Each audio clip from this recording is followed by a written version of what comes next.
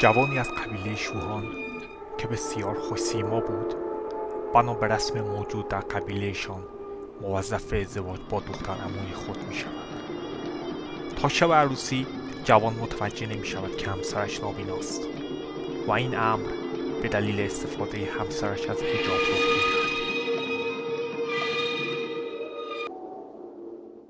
روزها می‌گذرد تا اینکه یک روز مرد جوان به سراغ عمه‌اش می‌رود و از او می‌خواهد که او را همراهی کند تا در زایمان یکی از اقوام زنی که به تازگی با او آشنا شده او را یاری رساند. در حالی که عمه‌اش از شرایط رازآلود مرد جوان ابراز ترس می‌کند، او را همراهی می‌کند و به خانه ایشان عزیمت می‌کند. پس از زایمان پسر از اقوام زن جن، عمه ایشان به آنها مشکوک می‌شود.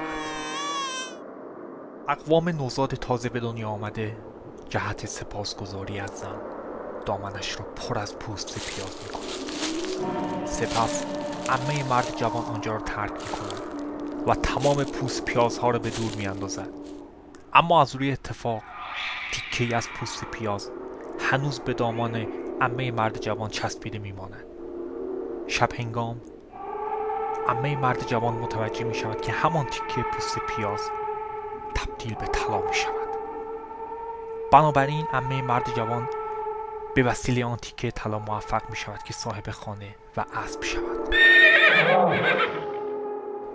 یک روز عمه مرد جوان از برادرزاده‌اش درباره آن زن زیبا که مرد جوان برای کمک به او عازم آنجا شده بود سوال می پرسد.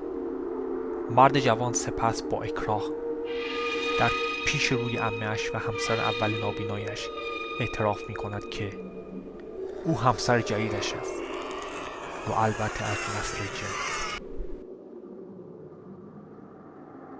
چند روز بعد مرد جوان سخت دچار بیماری می شود و پس از گذشت 1 ماه از اعترافش به طرز عجیبی